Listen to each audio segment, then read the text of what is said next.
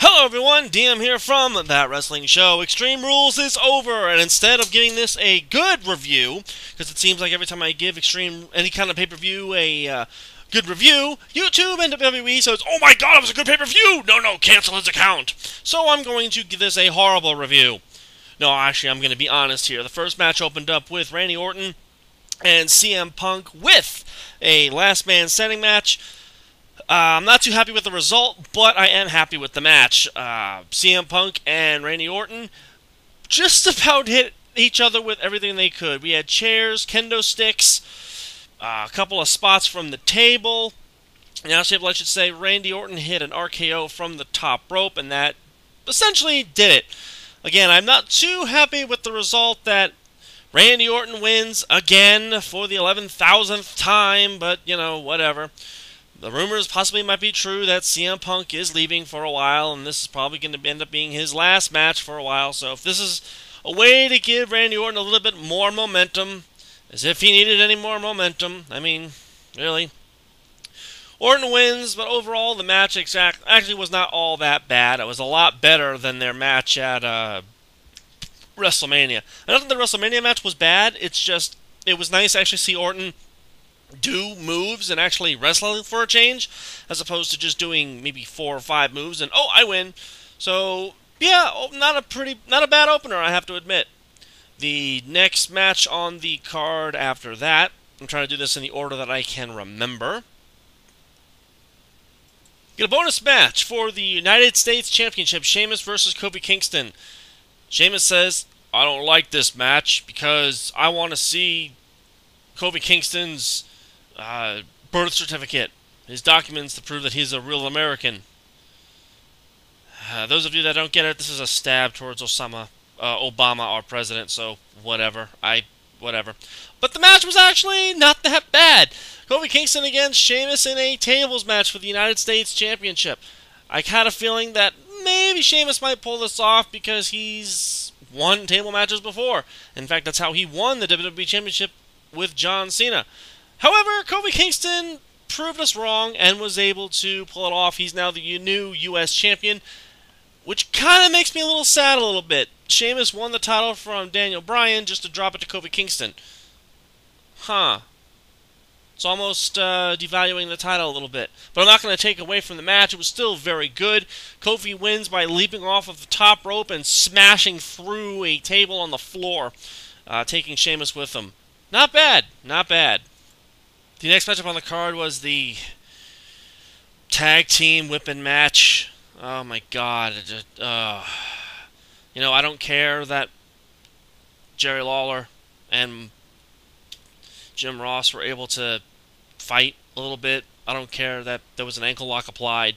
I don't care about this match. I don't care about this feud. I don't care. The fans didn't care. It was dead silent through this entire match. Michael Cole and Jack Swagger win. This feud will probably continue until WrestleMania 96. Whatever. Can we stop this, please? Can we really stop it? We had an interview with R-Truth saying it's going to be a conspiracy, and that's why he didn't.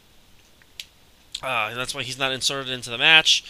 We also get an interview with John Cena, who says, "It's been 10 months since I've been WWE Champion," which translates to, "I'm gonna win tonight, kids!"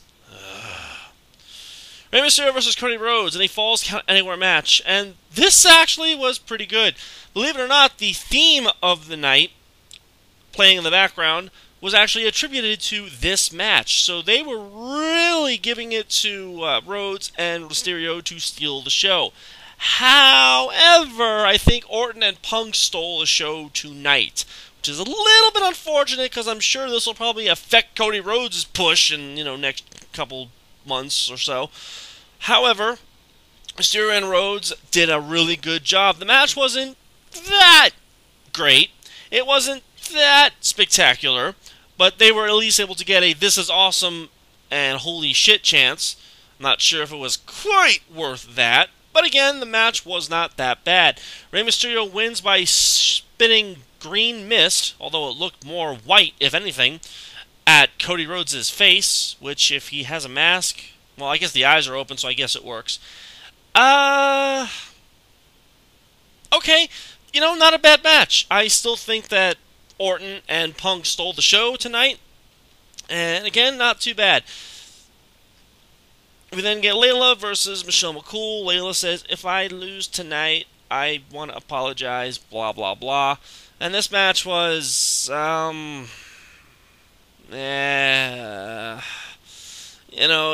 was alright, but, I mean, no one cared. It was easy to tell that at this point, no one really cared. Layla wins. Michelle McCool's like, oh no, I lost. Enter Awesome Kong, or as they like to call her, Karma. And the fans didn't care. I mean, I don't know if it was because they were exhausted from the last 4 matches. Well, 3 matches, not counting yeah. But yeah, no one really cared. Kong arrives and kind of does one move on Michelle McCool, and I don't know. This is not the way I'm sure they expected the debut to go. I'm sure right now Awesome Kong is getting a whole lot of shit backstage that, oh, you didn't do a good job. Oh, the fans aren't reacting. Oh, no, this is a bad idea. This is a bad idea, Hunter. No, we shouldn't have just get rid of her now. So expect to see Awesome Kong released in about 3 or 4 weeks if there's at least one fan that doesn't cheer for her. Maybe it was the fact that, again, the match was bad and nothing could have saved it, but, that's what you get when you have 2 women that don't know how to wrestle and a debut that you've been hyping and they're already down on the match, so, whatever. Christian versus Alberto Del Rio in a ladder match. Okay. This was a very slow-paced ladder match. Nothing innovative, nothing special, nothing extreme really about it. Again, I don't know if it was the fact that maybe Christian was trying to protect Del Rio and didn't want him to take too many bumps. I don't know if it's the fact that Christian's kind of aging and he doesn't, want to take a lot of bumps. The match was alright. It's just like, me personally, I couldn't really get into it. And I think the problem is Del Rio's stock has gone down. You can sit there and argue with me that his stock hasn't gone down, but they hot-shotted Del Rio way too quick. They shot Del Rio to the top way too quick, and before he can achieve, at the height of his success, they cut off his balls.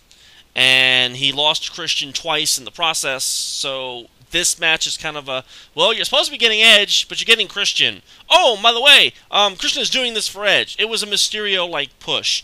Now, I know that the whole difference is, of course, Eddie Guerrero died, and that's why Rey Mysterio was given the title. This isn't exactly the same thing, but it's got that feel. I went into this match going, if WWE has any balls, they'll give it to Del Rio. But again, they're going to push the sympathy factor, and Christian's going to win. And I'm not saying that Christian doesn't deserve to be a world champion, just not like this. Just not like this. I'm sorry. The match, again, it was alright. Nothing huge. Nothing innovative. Del Rio loses and goes to Raw. And, alright, let's see where this goes. The problem is, Christian, you're only going to hold that title for about a month because Orton's taking it from you. I'm sorry, that's what's going to happen. We then get another bonus match. I'm not sure if this card needed anymore. We have Big Show and Kane against Barrett and Ezekiel Jackson in a lumberjack match. Whatever. Match was punch, kick, slam, suplex, slam, punch, knockout. That's it. The core breaking up. That's all you need to know. Kane and Big Show win. The match was bleh. Moving on to the main event, which was The Miz, John Morrison, and John Cena in a triple threat cage match for the WWE Championship.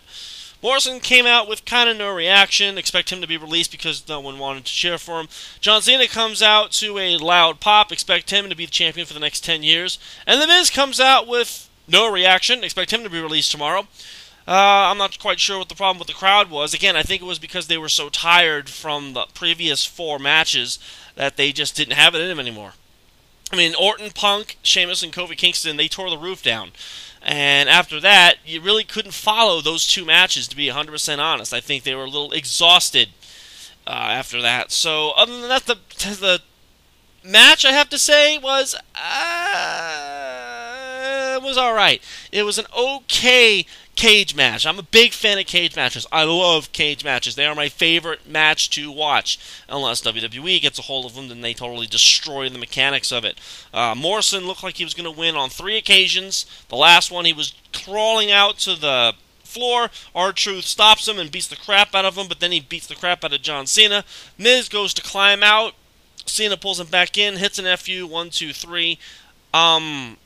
So John Cena can get hit and still win the title, yet Morrison can't. Yeah. John Cena is now the new WWE champion. That means for the next 10 months, we gotta listen to his damn promos with The Rock and how he's gonna defend the title, which means John Cena's gonna hold this title for the next 10 months. Which means no matter what WWE booked John Cena against, whether it's John Morrison, The Miz, Triple H, Undertaker, Kane, Shawn Michaels, Rick Steamboat, Ric Flair, Bam Bam Bigelow, Vader, Great Muta, Masahiro Chono, Jesus Christ, God, Satan, Noah, Misawa, Jushin Liger. It doesn't matter who they book John Cena against, he's going to hold on to that title just for WrestleMania. I'm sorry, I did not really care about the result of this match. If they wanted to do it correctly, they should not have had Cena win and have him struggle all year, then finally get it, if that's the route they were going to go. But no, they said, no, let's just give it to him now and just bullshit the fans for the next 10 months. Whatever, WWE, you know what? Whatever. That's fine. You know what? You do whatever the hell it is you want. If you think this is the right direction to go for it. I guarantee you it's, you know what, just whatever. Do whatever you want. The Miz was not, to be honest, the strongest WWE champion they ever had. All of his matches that he won were either by some form of outside interference, some kind of cheat maneuver, or he just never won his matches clean. Now, I've said this before. I don't mind The Miz winning his matches by cheating if he alone cheats, but not with some kind of outside interference or outside source. His WrestleMania win, not that it matters, is now completely and utterly destroyed. This makes his WrestleMania win essentially worthless because, well, let's face it, now John Cena beat him anyway. So, again, overall, this pay-per-view, if I was to give it a ranking, not quite as good as last year's Extreme Rules, I want to say. However, overall, Extreme Rules, not that bad. The best match of the night has to go to CM Punk and Randy Orton. The worst match, let's face it, it was the country whipping match. I think the loudest pop of the entire night was John Cena. I'm going to have to agree that he got the biggest pop of the night, which go figure. And the one match where it was really, really quiet, the one spot where it was really, really quiet was Awesome Kong's debut. I mean, it was dead silent. I don't understand what the fans' problem was, but whatever. Overall, I would give this a...